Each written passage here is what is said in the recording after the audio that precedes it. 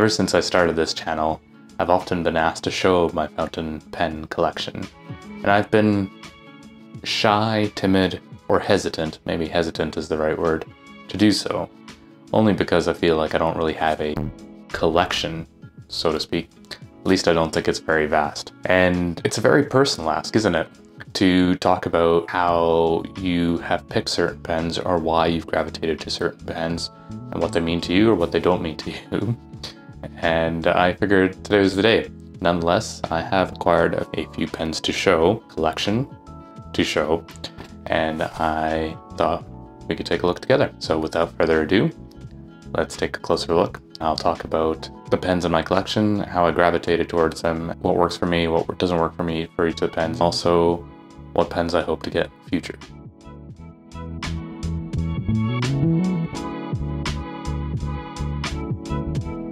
I store my pens in a few different places. I ended up buying this pen portfolio off of Amazon a while back. It's actually really good. It's kind of a cloth cover. It's got a zipper, and it holds quite a few pens. Yes, I know I usually talk about how much I love leather products, but I just like the look of it. It's soft, but sturdy and durable on the inside. And it's got this little strap. If anybody's interested in picking one of these up, I can put a link in the description below. So these are the pens that I have. As I said, not a very vast collection, but I'm hoping to fill it up. This portfolio, by the way, can hold 48 pens, and you'll see my second slot, or second area for slots, is completely empty. I'm hoping to fill that up steadily over the years. So I've got a good majority of TWSBIs in my collection here, and I can talk about that, and a few different pilots, and a few pens that you would have already seen in other reviews that I've done on the channel. But I'm going to talk about the first pen I received as an adult. And let me clarify just quickly. I actually got into fountain pens during my younger days. That's an odd way of saying it. I grew up in British schools, and up until grade 3, you were only allowed to use one of those standard HP pencils. I lived abroad. This wasn't in North America.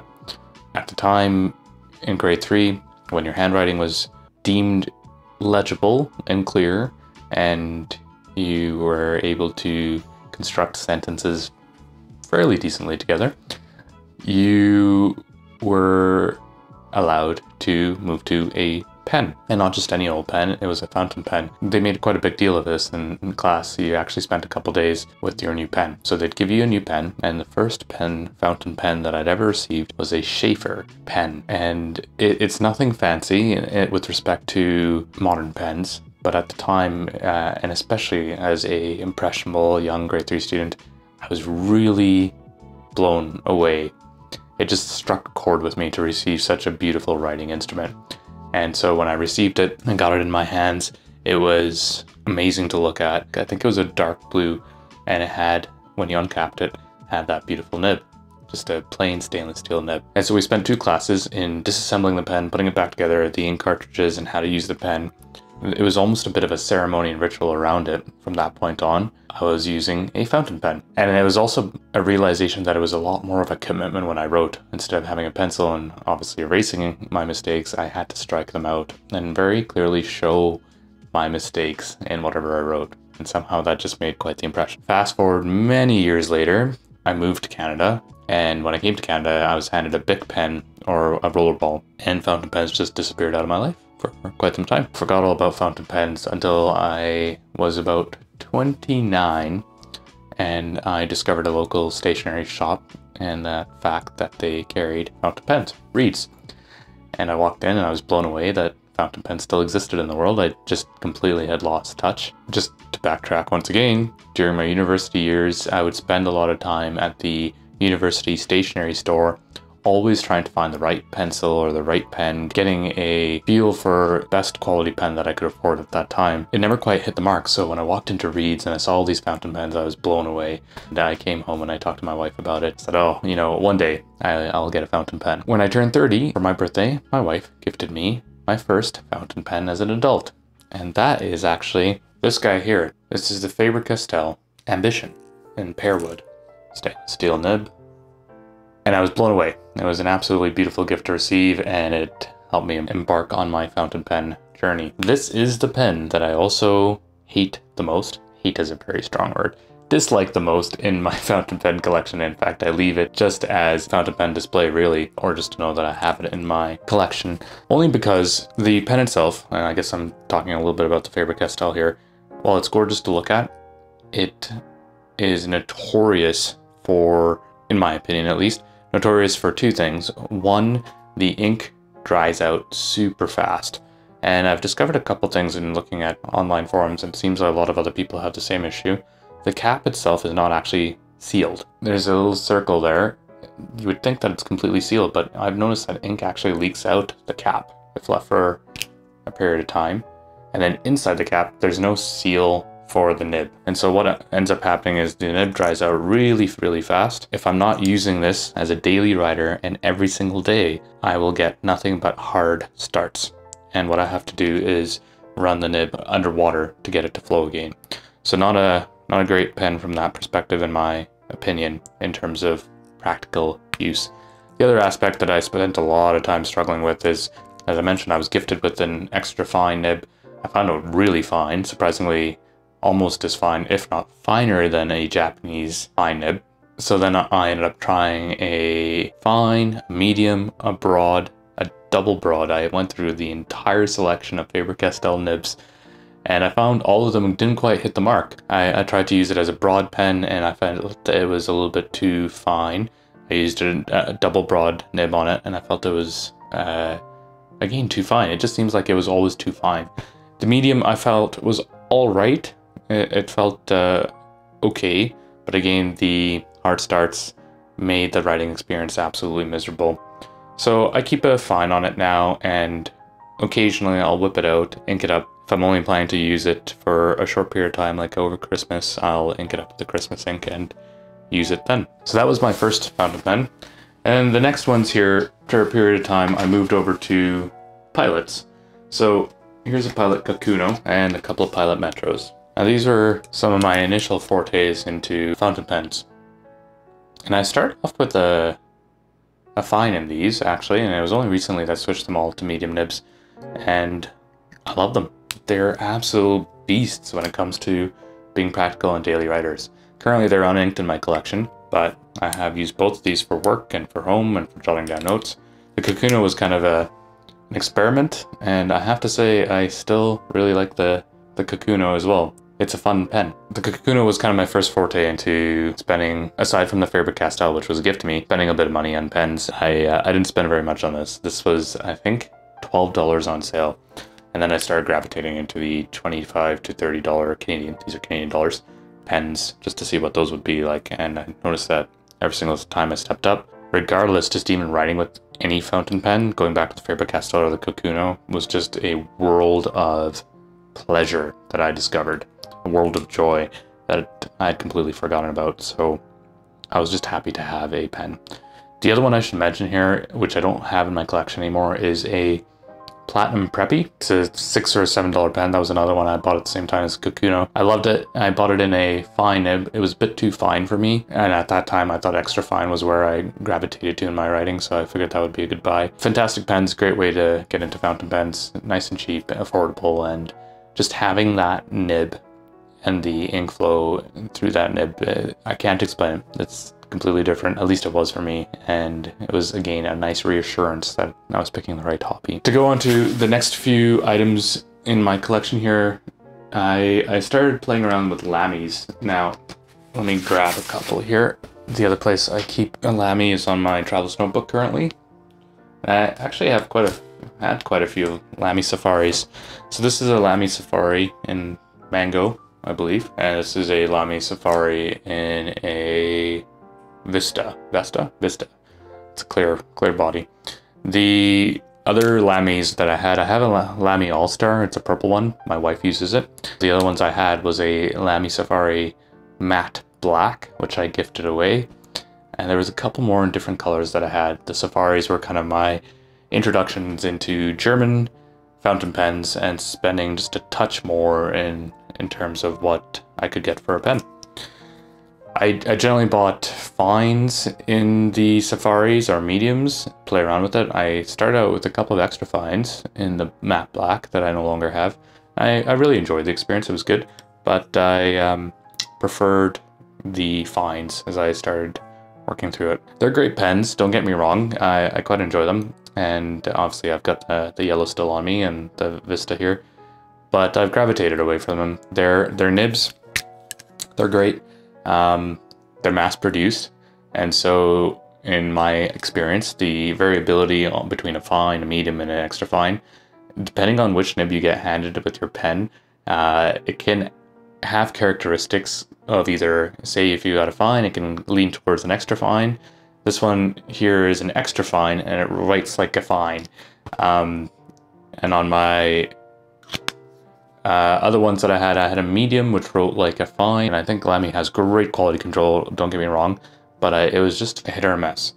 The Vesta was kind of an interesting buy for me because I wanted to play around with stub nibs, and fat stub nibs, and this was a 1.5. I don't keep this inked up, and I rarely use it, and the only time I do use it is for probably Christmas season, or holiday season, where I'm addressing a lot of folks on envelopes and writing nice and big and fat with the stub nib. I'll do a video on stub nibs at some point because I have some opinions about stubs. They're interesting, and I'm not sure they're my complete favorite, but I've got a few in my collection. Since I'm at it, the other one on my traveler's notebook here that I keep is a Vanishing point, a Pilot Vanishing point. Now this was kind of my first step up into seriously expensive pens. Seriously expensive at the time. They're quite expensive actually, never mind, they're pretty. This is a matte black. At the time I thought I would prefer a Japanese extra fine nib. A Japanese extra fine nib because Japanese pens, the Japanese nibs tend to write finer than Western nibs. I didn't really appreciate the difference at that point in my life. When I bought this was almost a decade ago, I really liked it, but the nib was a bit too fine. What I had gravitated to, or one of the reasons this pen is so expensive aside from the fact that it's a click pen, there's a couple of reasons. One, the nib is sealed completely, so you can keep this inked up and sitting around. Not that I would advise this for a few months, perhaps even a year, which I have done, and it'll write just fine every single time, depending on the ink, but standard ink's no problem. Shimmer inks, I've never tried a shimmer ink in this, I'm too hesitant to. This is a great pen. To go back to the nib discussion, so I bought it in an extra fine. As my writing style and the more I wrote grew, I just found it was too fine for me, so I set aside, and I never thought about it until last year when I was at the Vancouver pen shop, and I've got a video on this. I walked in with this pen and they were very kind enough to help me just tweak the nib to write a little bit more fine and towards a medium. Sorry, the other reason I really like the Pilot Vanishing point is the gold nib. When I got it tweaked, it was perfect. It writes like a Western fine, perhaps a little bit on the finer side, just a touch. It's a good daily driver. I keep it on my traveler's notebook, and I even, when I go into work, I use it for my work notes as well. You'll notice I have quite a few TWSBIs. I have 1, 2, 3, 4, 5, and I've got another TWSBI, 6 TWSBI pens. So I went through a period where what I could afford with fountain pens at that point in life, I thought TWSBIs were great. And these are all TWSBI Ecos. I've got another TWSBI 580 that I'll show here in a second. The TWSBI Ecos were absolutely great from the perspective of being able to be affordable. One, they're roughly around the 50 Canadian dollar mark, depending on any store discounts ever offered. And they come in a bunch of colors, which I really like. The color schemes that I have here are green, blue, orange, gray, and white. And TWSBI always releases color variations of their models here, especially the Ecos, and they seem to have a color, every color underneath the sun, and then even tweaking colors. For example, green, you can get the transparent green, but you can also get it in jade or royal green, or kind of a mint green, if I remember correctly. Either way, very, very nice, very great pens in terms of affordability and for practical use. The only downside to these pens is the nibs are not swappable like the Lamys. You can't actually just swap out the nibs, Lamy Safaris, but it's never been a deal breaker for me. Now you'll notice that I had 2 white pens, white cap pens. One is an extra fine, which I use for drawing only, and you might have seen that in some of my sketches. And the other one is a 1.1 stub. and it was kind of my venture into stub nibs to try them out. And I keep this inked with a shimmer ink. This pen is absolutely fantastic when it comes to shimmer inks. I just find that they keep writing no matter what. I've never had any clogging issues or any hard start issues with these pens.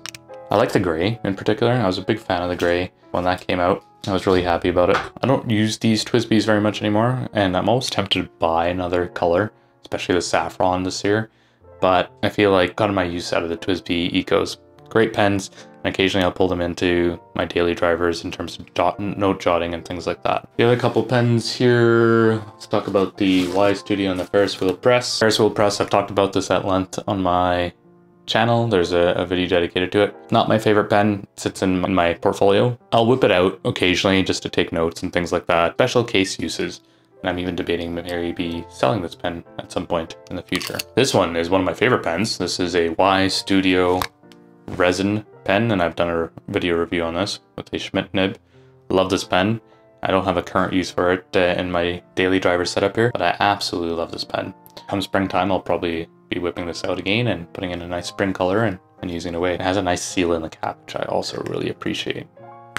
And a satisfying click. Other one here is a Conklin. This is a Conklin, I'm completely blanking on the name. This is a Conklin. It's a Conklin pen. This one is a 1.1 stub. I find it writes very stubby. It's a beautiful pen in my opinion. I love the red, I was drawn to it. I use this frequently, quite honestly, even though it sits in my portfolio. I do whip it out almost on a weekly basis just to write with it. I love the writing experience. The nib is smooth. It's a little bit fatter than what I'd prefer, but I quite enjoy writing with this pen. The last one in my portfolio is the Nahvalur, or the Nahvalur pen here. This is the Bronze Corridors. I've done a review of this pen on my channel as well. It's a beautiful, gorgeous pen to look at. I've had some hard stop, hard start issues with this pen. Still do, quite honestly. Although for short little stints, it's fantastic. I love looking at this pen. It just looks gorgeous in my opinion. In my Galen Leather A5 portfolio, I've got a few more pens in here that I keep in this constantly.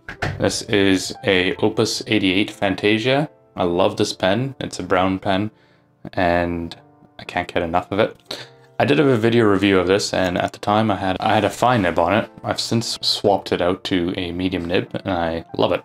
I found the fine was just a little bit too fine and the medium was great.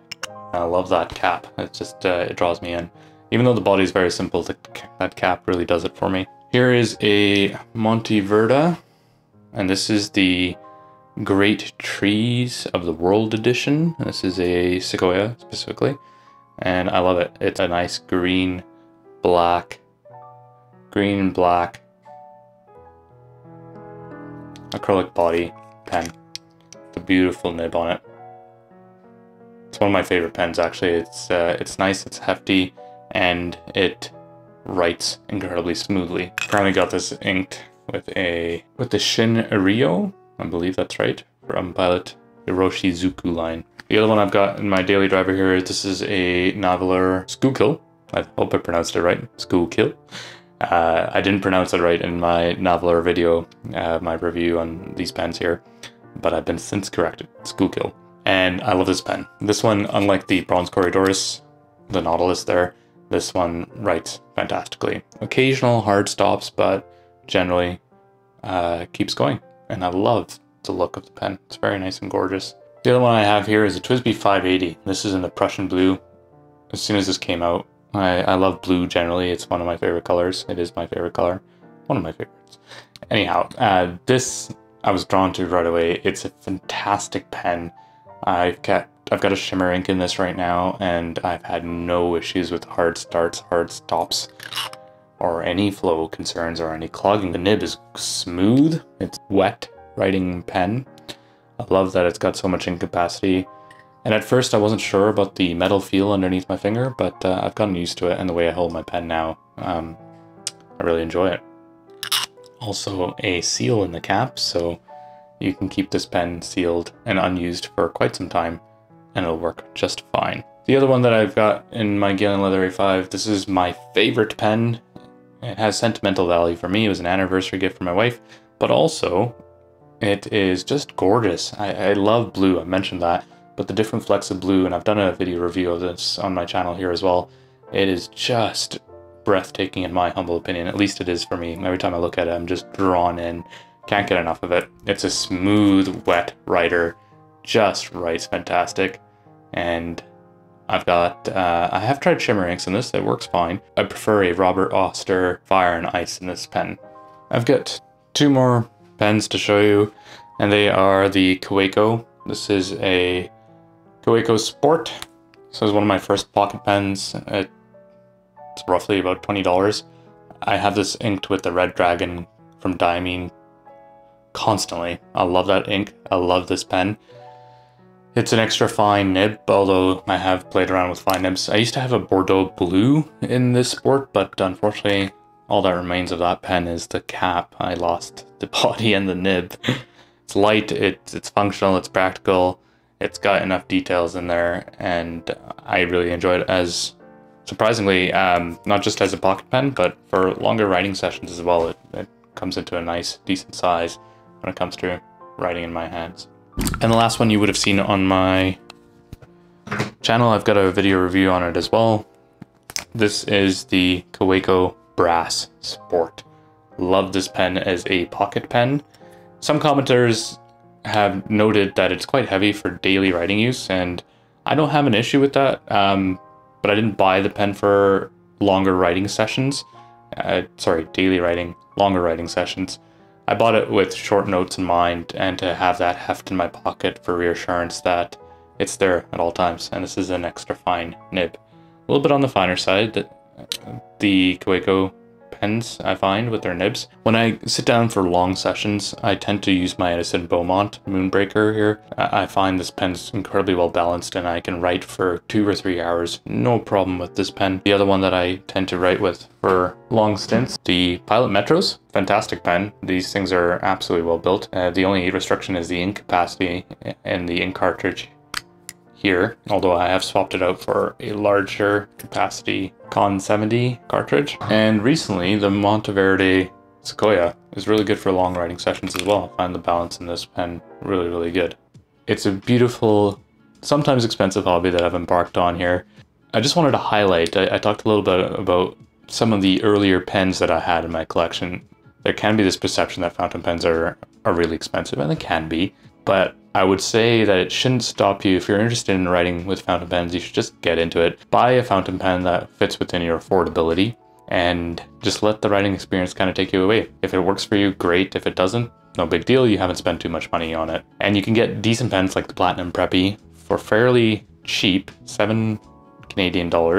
My collection started off in the 7 Canadian dollar to the 20 to the 50 Canadian dollars, and my most expensive pen here is my Edison Moonbreaker. This one was 200 and some odd dollars. Love this pen. I've mentioned that already. So there you have it. That was my overview of my fountain pen collection, or the number of small pens that I have. Maybe it's not small. Either way, I'm obviously very self-conscious about it, and I appreciate the request to show my fountain pens. It was nice to talk about how I gravitated to the pens that I did and why I have them in my collection. So thank you for that. There are other pens that I really want to pick up. The Edison SD, sorry, not the Edison, the Esterbrook SDs. They have some fantastic colors in there, and I'm really wanting to pick up the Petrified Forest. I would love to get my hands on a Sailor pen. I have heard many great things about them. A Platinum 3776 pen. I've been eyeing that one for a long time. I would also love to pick up a Lamy 2000 pen, in the Maclaron black, and I have heard many great things about it, and especially for it being a great daily driver. With that all being said, thanks very much for joining me today. If you found this interesting or helpful, please consider clicking on the like and subscribe buttons below. It helps me to continue putting these videos out. And I would love to hear about your fountain pen collections. Some of the highlights or best pens you've got in your collection, or some of the worst that you have in your collection, in the comments section below. Take care, have a wonderful day, and bye for now.